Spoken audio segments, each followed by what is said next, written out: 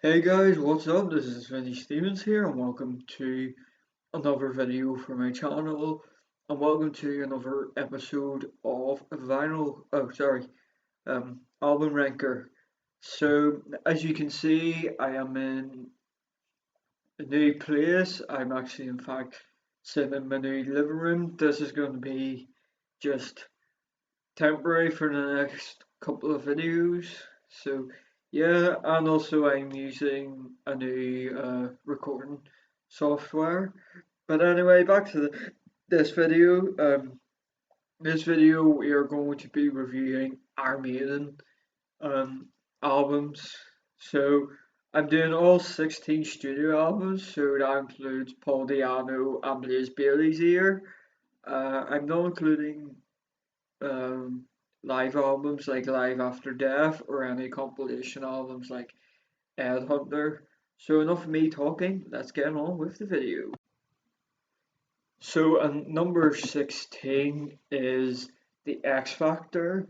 So this is the 10th studio album. It was released by the band. It was released on the 2nd of October 1995 and was recorded sometime in 1994 to August 1995. This was the first of two albums by the band to include Blaze Bailey, formerly of Wolfsbane. Um, this album kind of took a more darker tone than the previous albums released due to the lyrics being based on personal issues with bassist Steve Harris, who was at the time in the midst of a divorce. This album was produced by Steve Harris. The biggest grapple about this album is that it features a hollow production mirroring potential underrated songs that could have made the album great, such as Blood on the World's Hands and Look for the Truth. The single from this album, Man on the Edge, best represents the classic main sound and the guitar lead, The Unbelievers. The opening song, Sign of a Cross, is kind of a better song live by Dixon's, but Blaze Bailey voices the darker overtones for the album, which through mirroring of rhythms leads to lack of necessary punch due to the lack of production values. So my review on this album, this was a difficult decision to make between this album and the next two albums, but I would rank them kind of all the same. I'm not a big fan of Blaze Bailey's era of the band. I've only ever listened to this album maybe once or twice. The only song I like from this album is Sign of the Cross because I've heard it live with Dickinson on vocals when I went to see Maiden in 2018 on the Legacy of the Beast tour. I was going to see them again this year on the same tour, but fortunately it was cancelled due to COVID. Other songs I was kind of a bit meh on is Blood on the World's Hands and Look for the Truth, as well as Man on the Edge and Unbelievers would have been good songs if the production was better, but Bailey does suit the dark tone of this album, but this doesn't sound like Iron Maiden to me. So anyway, on to the next album. So the next album is No Prayer for the Dying. So this is the studio album by the band. It was released on the 1st of October 1990 and was recorded sometime in June to September 1990. This album marks the first lineup change since 1982. Guitarist Adrian Smith left the band during the pre-production phase, unhappy with the musical direction it was taken, and only had contributed to one song, Hookin' You. Smith was replaced by Janet Greers, who is still in the band today. This album was set out to write a more simple, more stripped down songs with quick strike hooks present in their early material. This album kicks off with Tail Gunner, which is a porter version of Aces High. As a starter, other songs like Holy Smoke boosts the catchy lead and playful vocal delivery that winds up saving the song from being a complete flop, while most of the album wides wrist deep in contrived and unsuccessful self-prodigy, The Assassin helps gives the album a bit of a boost midway through. The song Bring Your Daughter to the Slaughter represents Iron Maiden's low #1 UK single. Um, my review on this album, again, this was a difficult decision to put this album last between this and the X Factor. This album, the song I only like is Bring Your Daughter to the Slaughter. This is the only bad Iron Maiden album with Bruce Dickinson they ever made. Other songs I felt could have been better, like Hookin' You, Tail Gunner, which I think it does sound like it does try to sound like a follow up to Aces High and Holy Smoke, another one. This album, the songs writing is a bit basic for me. It's too stripped down, and it is trying to bring back their early sound. For instance, in the song like The Assassin, which it does actually give a buzz, but it's not a great song. And I think this album is just a complete flop. And I think it's the only bad album Bruce Dickinson ever made with the band. But anyway, on to the next song.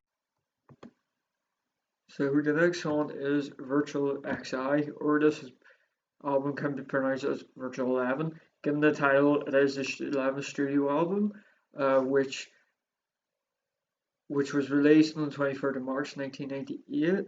Uh,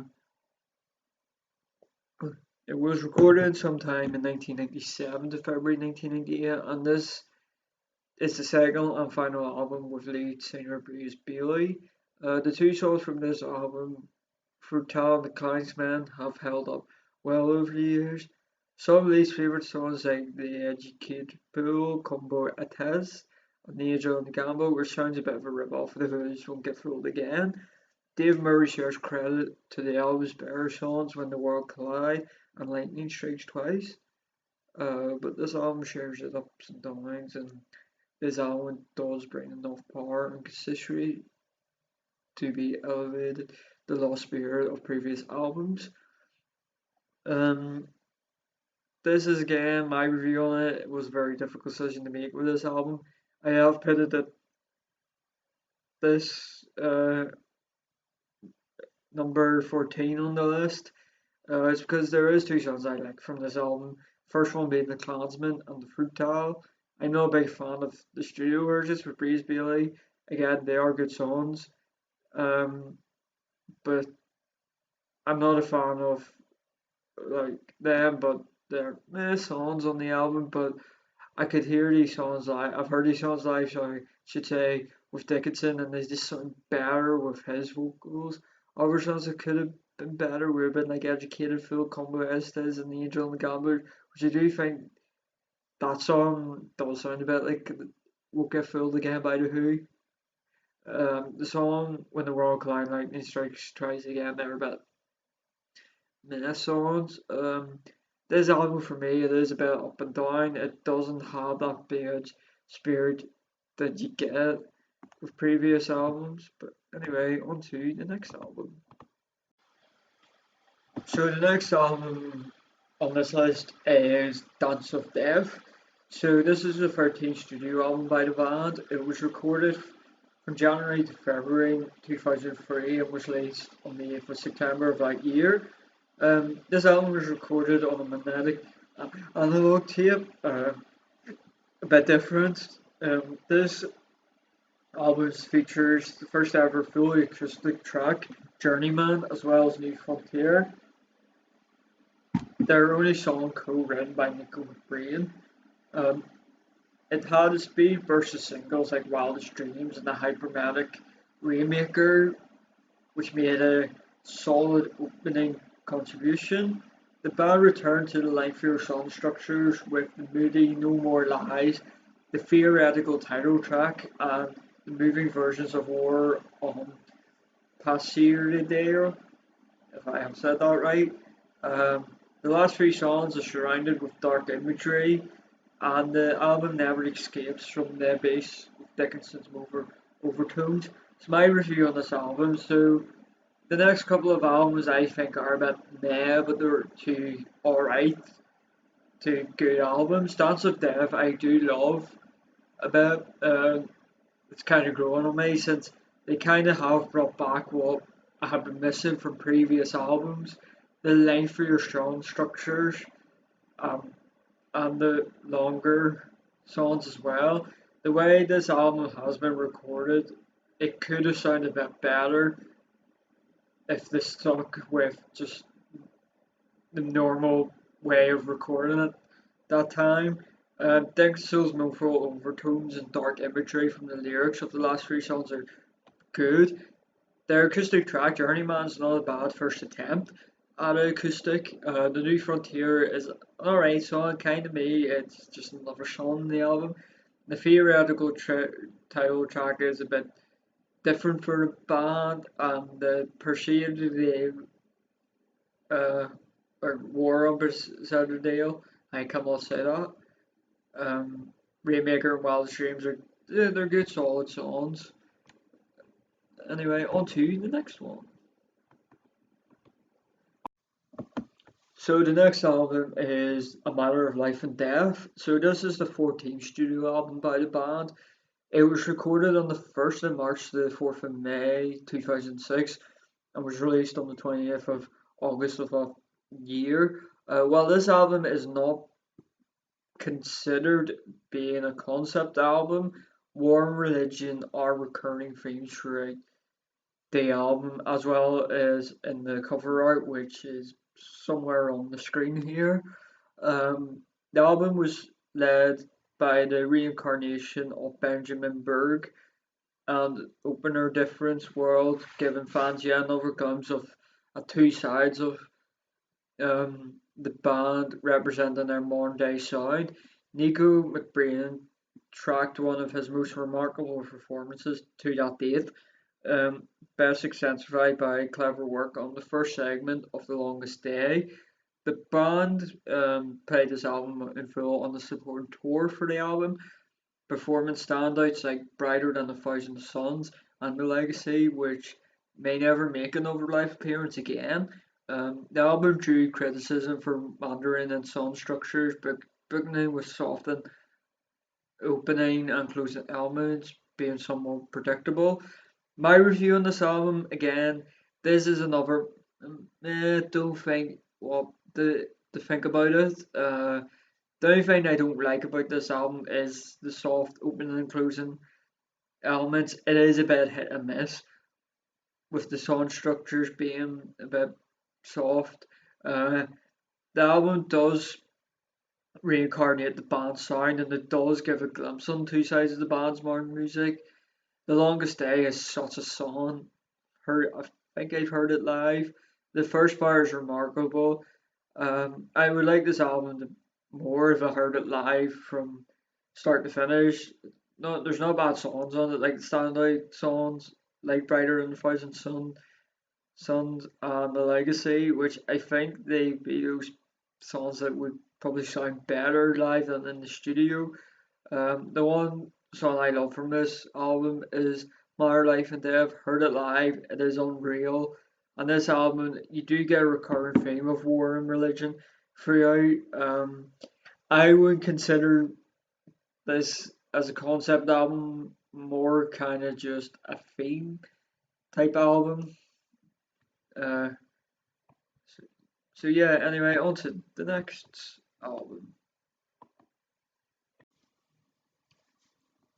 So the next album is The Book of Souls. So this was the 16th and latest studio album by the band. It was recorded from September to December 2014 and was released on the 4th of September 2015. This is the band's only first studio double album, and it's also their longest album to date with a length of 92 minutes. Its launch and support tour was delayed due to vocalist Bruce Dickinson's time to recover from the removal of a cancerous tumour in early 2015. This was the potential to be the band's unquestioned last. On the rhythm heavy single Speed of Light, the fans are treated to a shorter song. They have been clamoring, if I have said that right, for the best part of over 15 years, or the last 15 years. Um, the Song of Eternity Should Feel is possibly the finest opener the band has penned since Moonchild from the Seventh Son of the Seventh Son album, and set the bar for the rest of the album. The Book of Souls plays like a sequel to Parsley, if no careful not to wide in imitation, if I said that right. Closing the album is the longest song of Maine's career, Empire of Clouds, spanning 19 minutes and was solely composed by Dickinson, featuring four movements.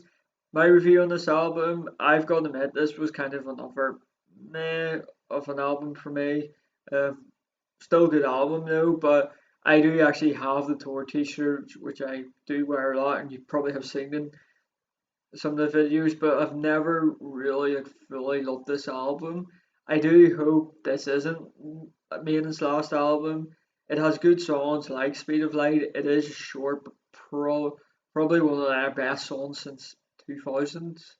Another good song, If Eternity Should Feel, is a fine opener, probably since Moonchild. I can't think of any other Maiden album with a better opener um, since Seventh Son of Seventh Son, and it does set the rest of the album up as well.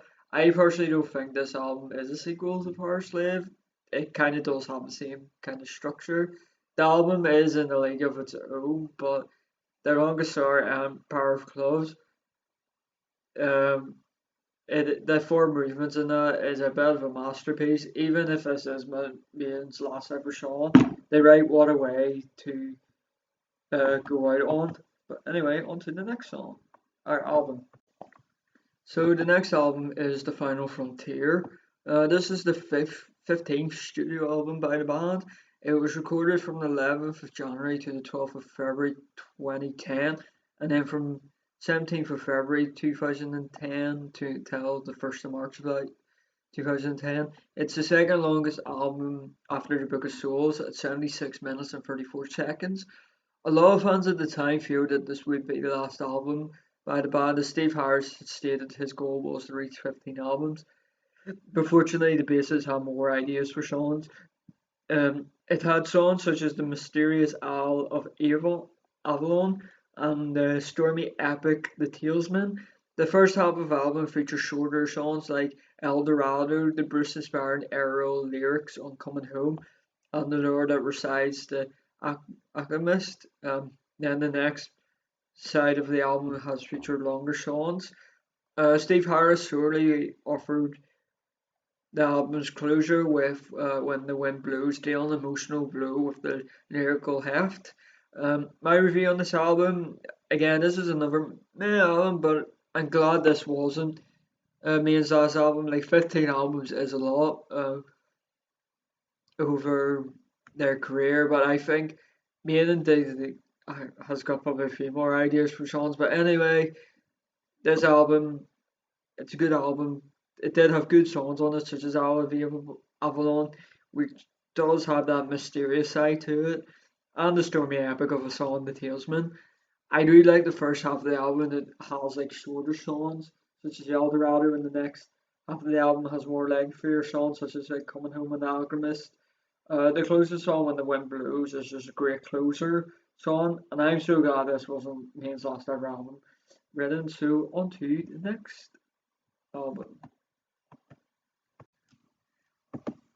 So next album is Brave New World. So this was the 12th studio album released by the band. It was recorded in the summer of 1999 to April 2000 and was released on the 29th of May of that year.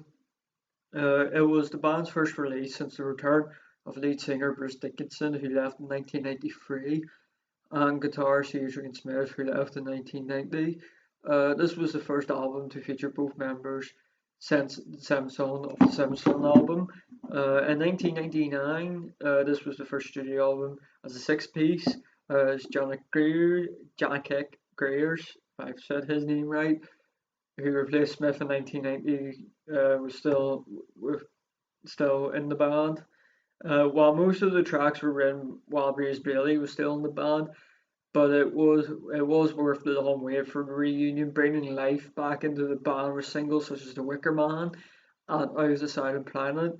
Smith's melodic pressure was felt, and Blood Brothers, which has became a live favourite, met with roars from the crowd over the world since 2000. My review on this album, the next couple of albums I think are good albums, but they're not very good, the great types of albums. I think that this album, Brave New World, if it was done with Ray's Bailey, it wouldn't be as far up this list. I think his vocals wouldn't have fitted the theme to this album, and I'm glad the reunion happened when it did. Um, I think it just sounds better as a six piece. It did. This album did bring new life back into the band. It has got good songs like The Wicker Man, Out the Second Planet, and Blood Brothers. Um, The Wicker Man is such an unreal song live. Uh, the only thing that's missing from this album is the long, structured songs, but the short songs on this are pretty good. Anyway, on to the next album. So the next album is our main self-titled album. So this was the self-titled and debut album by the band with Paul Di'Anno on vocals. It was recorded in December 1979 and released on the 14th of April 1980.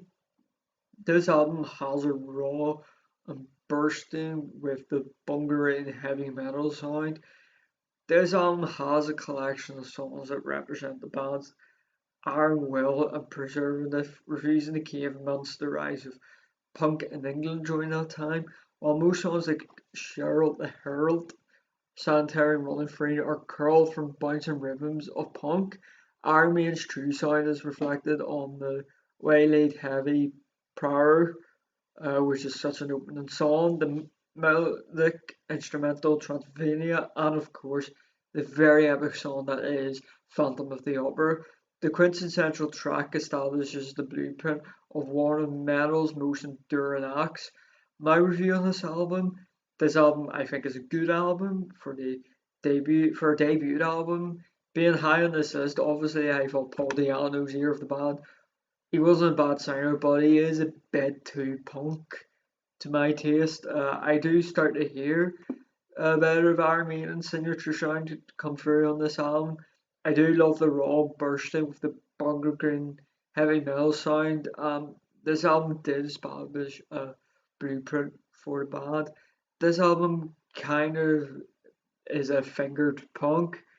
Um, and this album I think did like start off the new wave of British heavy metal. The self-titled song is unreal live. Other good songs such as Charlotte the Herald, Parlour, Transylvania, and Phantom of Opera, as well as standout tracks for me. Standing Sanctuary and Running Free are probably um, classics for the band. Anyway, on to the next album. So the next album is Killers. So this is the second album by the band. It was recorded from November 1980 to January 1981 and was released on the 2nd of February of that year. This was the first album to feature Adrian Smith on guitar and the last album to feature Paul Di'Anno, who was fired, on vocals, who actually was fired after problems with his stage performances as he endured due to alcohol and cocaine use. This was the first album to be recorded with producer Martin Birch, who went on to produce the next 8 albums till 1992's Fear of the Dark, coming up soon. Maiden's debut showed all the promises of the band debut to overtake heavy metal. This album made it good on that promise. The ideas of march built ambition for on the first track, followed by Ratchet Child, with Paul Di'Anno from his gutter vibe to Plummel eardrums from the release to its present day. This album boasts a more various sound. Free the songwriting would be utterized with Adrian Smith on later albums, from the cold-blooded title track to the quick strike in your face of Twilight Zone thrown within Murders in the Rue Morgue and Drifters among others. Kind of my review on this album. This and the self-titled album. It was hard to put which one was first, but I had to go with this one as I kind of prefer this one. I prefer it more. This is a good album. I think this album has never really aged. and it does have that sense of what was to come in later albums. It did pave a way for future albums. It's got great production to it. The signature sound of Iron Maiden is coming out more. I don't think this band, when I went to see them, played any songs off this album. The tracks like Rice Child, such a good song, and songs like Killers are standout tracks for me. This album as well is other good songs and standouts like Twilight Zone, and Rhubarb and Drifters. I should also add this album does boost a more various sound to it, and Adrian Smith's songwriting does put a mark down on what was to come in later albums. Anyway, this is a good album. So on to the next one. So the next album is Somewhere in Time. This was the sixth studio album by the band. It was recorded in 1986 and was released on the 29th of September 1986.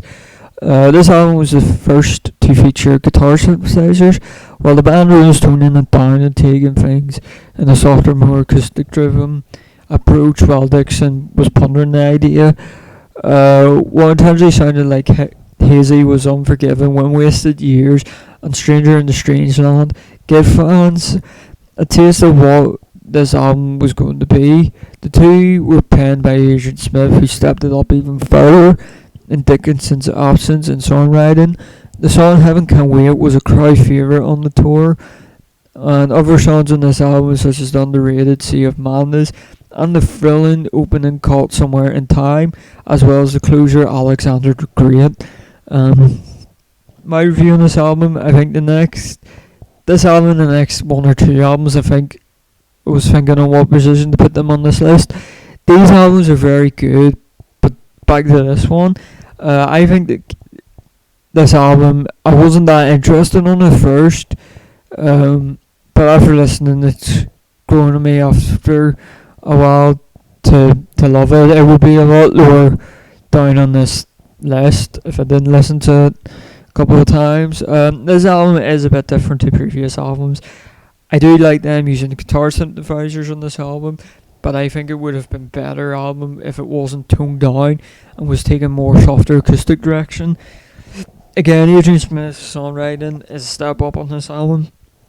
Produced some great songs and standard tracks. For me, would be like Wasted Years, other songs like Stranger in a Strange Land. I admit it is a good song, and it does give a good taste of what was to come on the album. Heaven Can Wait.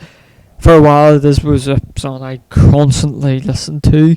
Sea of Madness is a bit of an underrated song, should give him more credit. And the opening songs like Caught Somewhere in Time and the closer Alexander the Great are good tunes. So now on to the next album. So the next album is Peace of Mind. So this was the fourth album by the band. It was recorded in January to March 1983 and was released on the 16th of May of that year. This was the first album to feature drummer Nico McBrain, who had left the band Trust, and has been in the band ever since. This album, one of the songs on it, The Trooper, has been rightfully garnered most of the attention, overshadowing the record's other singles. The Steve Howard hated Flight of Icarus. New drummer Nico McBrain kicked down the doors for his grand entrance with the athletic performances on the opener where Ergus there. Next to Revelations, which features Dickinson on acoustic guitar during live performances, following between breakneck moments and mid-tempo spots that let the singer's voice emote the song's village lyrics. Songs like Die With Your Boots On, Still Life marks two additions to the set list on tour through that they've never performed the closing epic to Femme de Alain Live. My review again, this is a good album. It was different on what to rank this album between this one, the last album, and the next album. This album, the songs are kind of over. The song that kind of overshadows all the other songs is The Trooper. Such an unreal song, especially live. Other great songs like Flight of Icarus, Great Life, Nico McBrain's brand entrance, where is another good song. especially live. Um, Revelations, another great song. I don't think when I saw them they did that song live. But no, if they did, it wasn't with Dickinson on acoustic guitar. Other songs like I think are a bit underrated are like Die With Your Boots On Still Life, and I think the last song sums up the whole album, Today in My Line Live. It would be awesome if Army never played that song live. So on to the next album. So the next album is Power Slave. So this is the fifth album by the band. It was recorded from February to June of 1984 and was released on the 3rd of September 1984. The Supporting Tour, World Slavery Tour, was at the time the band's longest and most arduous tour to date. The band played 187 shows in like 331 days, including 4 nights at the Long Beach Arena that resulted in the Life and Death album. Leading the album is One to Punches in Heavy Metal with the speedy Aces High, followed by the Doomsday Focus 2 Minutes to Midnight. Bookending these two tracks are Power Slave dripping with the ancient mystery and the epic long song for over 30 years, the 13 minutes and 45 seconds, which was surpassed by the 18 minutes of Empire Crowds from 2015's Book of Souls.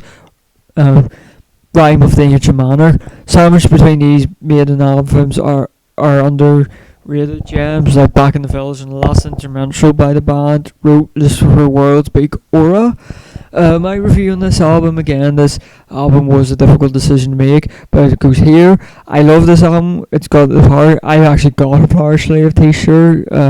You may have seen it. I've worn it in a couple of videos. It's got great songs like Aces High, 2 Minutes to Midnight, unreal songs when heard live, and the song Rhyme in Ancient Manor is just a masterpiece of the song.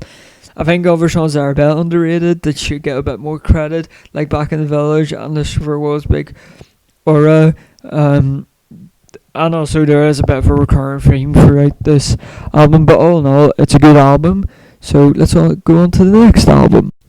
So the next album is A Fear of the Dark. So this was the 9th studio album by the band. It was recorded sometime in 1991 to April 1992 and was released on the 11th of May of that year.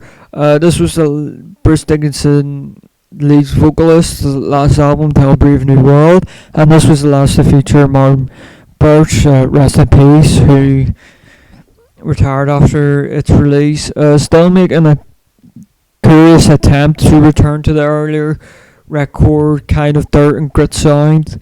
The title track gets most of the recognition, and rightfully so, for its undying call for crowd participation, a masterful composition. The song like Be Quick Be Dead is a volatile opener and shows more promise than any track off the preceding album. From Here to Eternity is actually a banker's anthem, and while other songs like Fear is the Key and Afraid to Shoot strangers hits on familiar and strong sound, they could come close to measuring up Maine's well-established classics.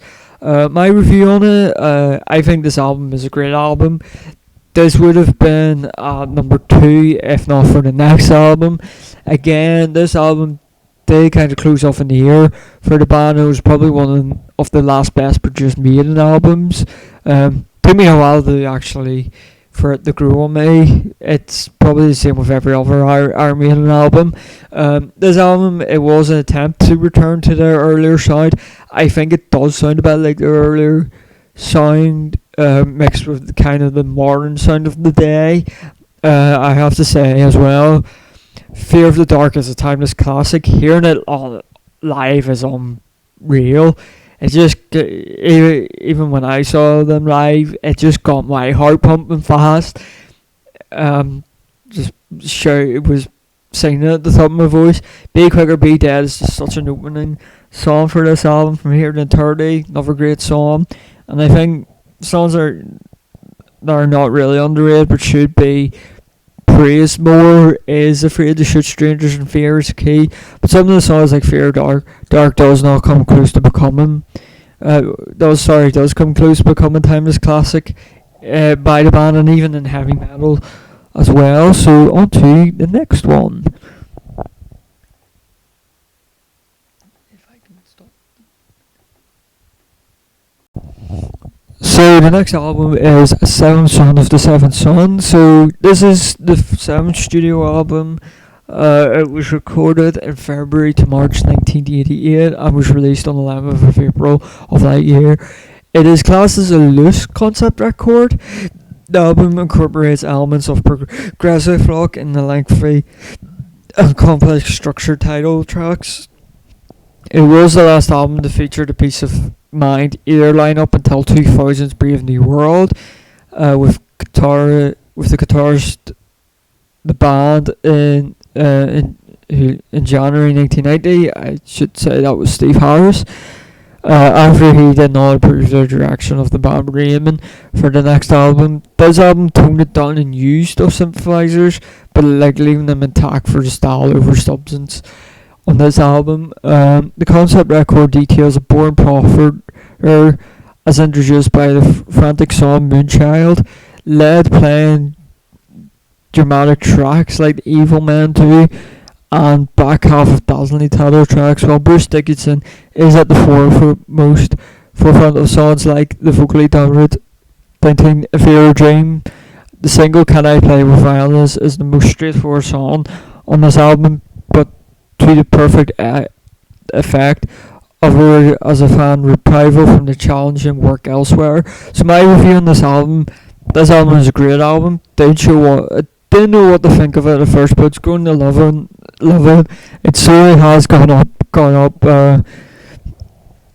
on this list. I love how it is a loose concept album, and it does have a bit of progressive rock with a bit of lengthy and complex structures, such as the title track. I love how this album did tone it down and on the use of synthesizers, but still leaving intact the style over substance. Moonchild, such a good opener song. The Evil Man Do is such a great song, both live and in the studio. Vinnie James, another great song. And I think since this is a more straightforward song than the album, Can I Play With Madness is probably one of my favourite songs off this album. The other ones have kind of grown on me. So anyway, on to number one. So at number one is The Number of the Beast. So this is the first studio album by the band. It was recorded in January to February 1982. It was released on the 22nd of March of that year. This was the first album to feature Bruce Dickinson on vocals, and lastly featured Clive Burr on drums. This album is consensually the British icon's finest hour through the selection at the top spot of this album ranker list, and it is undoubtedly does nothing to crush arguments among the fans. This album built on the success of the street-ready previous album Killers. The band shred their punk attitude in favour of shaping their iconic signature sound with ageless classics like the title track to Run to the Hills, the sinister and moody Children of the Damned alongside cuts like Rippin', 22 Akira Avenue and The Prisoner represent more cherished anthems, and the album's closure, Hallowed Be Thy Name, finishes off the album on an untouchable level, making the album of the best album released by the band. My review on this is obviously has to be number one in this album ranker chart. As I am an Iron Maiden fan, I can't deny this is Iron Maiden's best album, and it's probably one of the best albums in metal of all time. I've actually got this album on vinyl, which sounds unreal. You can go and check my vinyl review on it, and a lot of the songs played on it live are just unreal. When I went to see them live, a lot of the songs, such as Run to the Hills, Number of the Beast, and Hallowed Be My Name, have got me into Iron Maiden, and songs like Children of the Damned and the rest of the songs I have grown to love. This is probably Iron Maiden's best album. It's got ages classic songs on it. Oh no, it's a brilliant album. So I'm going to wrap this video up. So guys, hope you enjoyed this video. Don't forget to like and subscribe to this video, this channel. Hit the notifications bell in the description below. Hope you like the new kind of background to this, and also new videoing software. The next album ranker I'm going to be doing is Megadeth. So stick around for that.